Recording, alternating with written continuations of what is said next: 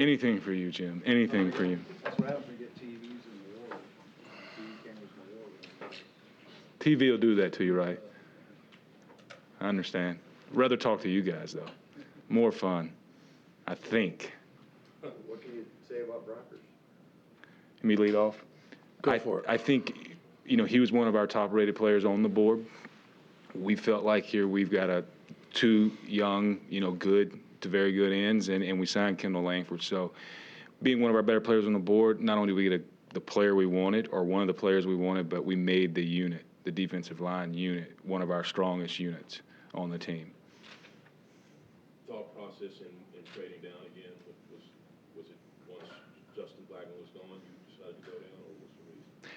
I think I'm not going to name the players, but there were multiple players that we really liked at that pick, but we also had a plan that we talked about all week. If they didn't fall there, then we would try to move back, pick up another pick, and the goal was to pick up another second, so that we could spread the pick and get more, and also get a player we wanted. Were you surprised there was so much movement ahead of you? There's all kinds.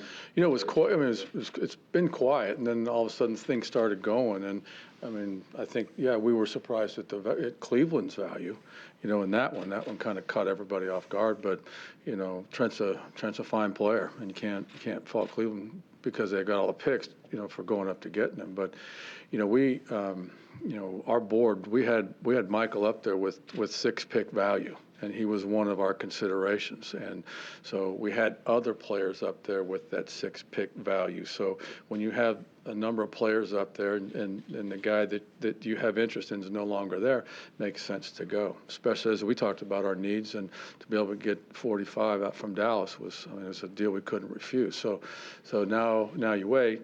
And you wait, and things start falling into place. And there was a run of the DTs, and the only club we really had to wait on was Arizona. And Michael fell to us. So Les and I came in this morning and watched him again. Well, watch tape of him again. Yes. When did this trade develop? Was it today, or had there been any talk with Dallas? I mean, was it a little bit before today? It was when we're on the clock. Now you make calls throughout the day, but we put it together when we're on the clock. You had 2 wide receivers obviously selected right before when you had the 6th pick and then when you had the 14th pick. You guys disappointed you weren't able to get one of those 2 wide receivers? Not at this point, no. And remember, it's a 7-round draft. We do have a plan for wide receiver and multiple other positions. So we were comfortable in what happened. I can tell you that. Coach, you said you used to skip school to watch the draft.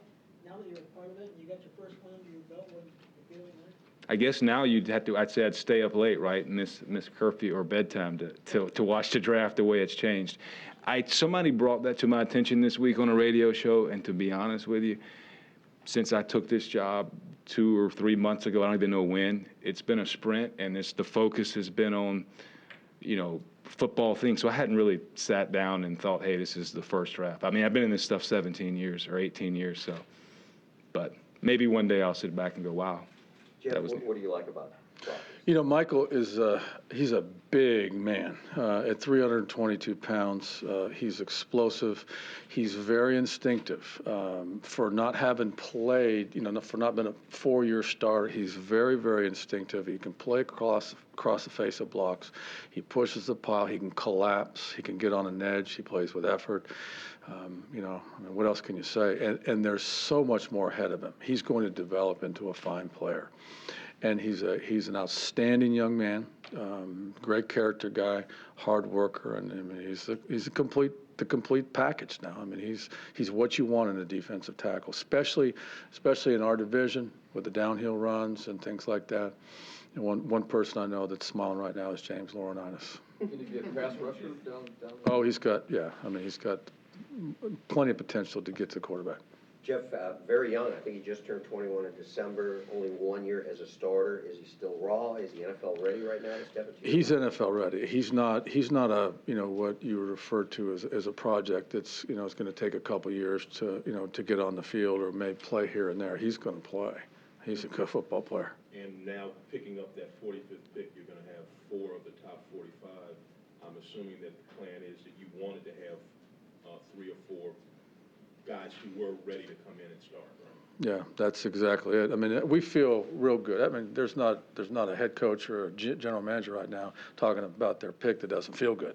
But we feel really good about this because we've got different needs than other clubs. We got another pick. We're going to get a top-notch player at 45, and we got a guy that's going to be a dominant impact player for our defense. Are you gonna sweat out the rest of the round though, as receivers go off the board, or? You know what? Our board has been right. We got It's been on the money so yeah, far. so far. So, you know, we have, Never know how long that'll last, though. So your board is doing better than many of our mock drafts, is that what you're saying? Not to ask you to you know, Couple more, Josh. to show your hands or anything, but now, you know, you've got three picks within the first 13 picks of the second round. Chances are you content with holding on to all three of those picks, or is there a possibility you might deal one of them away? It'll be a fun night. We'll figure that out between now and tomorrow. Any thought to you guys of trading down again from 14, or did you get any calls from other teams wanting to move up to 14? we were prepared to. Yeah, we were prepared to. We had set the value. There were other players on the board, but we couldn't wait any longer. We couldn't pass up this opportunity. Why did you decide to look at film of him this morning with Brockers? Well, we went back. He wasn't the only player that we looked at, but we looked at a number of players up that had the six pick value. At a position like defensive Two more tackle, questions, guys. is low mileage something that's an advantage, do you think, a little bit, that he hasn't been beat up for 4 years? Well, yeah, well, I think it is, but the other thing is you know, we give players medical grades. There's players that on the board that, you know, have medical grades that we would draft that are, you know, kind of average grades. He got an A. He's never had any issues. Yes, go ahead. I know you said you got a plan for wide receivers in the rest of the rounds, but what kind of impact do you think that your projected plan will have versus one of the wide receivers that you could have selected in the first round? Do they still have as much immediate impact, do you think, or are they going to be more of a project? Oh, I think we had a plan, and we've had scenarios for about the last 2 weeks, and right now, this scenario is right on track. So, I think to be honest with you, with our second round, our 3 second rounds, and our third round pick, and even our 4th round pick, we'd like to get players who are going to come in and help this football team next year. So there's still wide receivers left that you like? Safe to say, yes. Thanks, And guys. just one last thing about Brockers' visit. Anything about his visit that you like? Wasn't he one of your pre-drafts? Just what that was like, or did he make any kind of impression on you guys? Or? He was definitely one of our top 30 visits. We visited him at the Combine. Like I mentioned earlier this week, the scouting process starts, you know, a couple of years ago. And even when he did not start the year before, he was on the field playing for a good LSU football team. So you noticed him when you went down there, and he was one of the largest men on the field. But, yes, like Jeff said, the guy, very clean medically, young, not raw, very instinctive, makes plays, and I think also a very good character player. He's a player that loves football and, you know, is willing to work. So there's a lot of intangibles with this player, so it's a nice start for both of us. Thanks, guys. One quick question. When I talked to Brockers, he said that one of the things that the defensive line coach really drilled him on during the visit was his ability to pass rush, particularly on third down. Can you just talk about what you see there as far as his ability to pass rush? I think, first of all, our defensive line coach is one of the best in the NFL, and I've always heard that, but now living with him, I see it and feel it. And he has a philosophy, and I think everyone who visits our games next year, you'll see his philosophy. Pass rush, everybody talks about pass rush. I think pass rush comes from a unit, and we've got 4 players. We've got 2 ends who can rush the passer. This guy's very strong. He can push the pocket. It's going to cause the quarterback not to be able to step up. And now the ends maybe, I don't know if we can still hit quarterbacks anymore in this league, but at least we can pressure them or maybe touch them, 2-hand touch. But it's not all about sacks when you talk about rushing and pressuring the quarterback. Anything else, Joe Sanders? You straight? Thank you. Anything for Josina.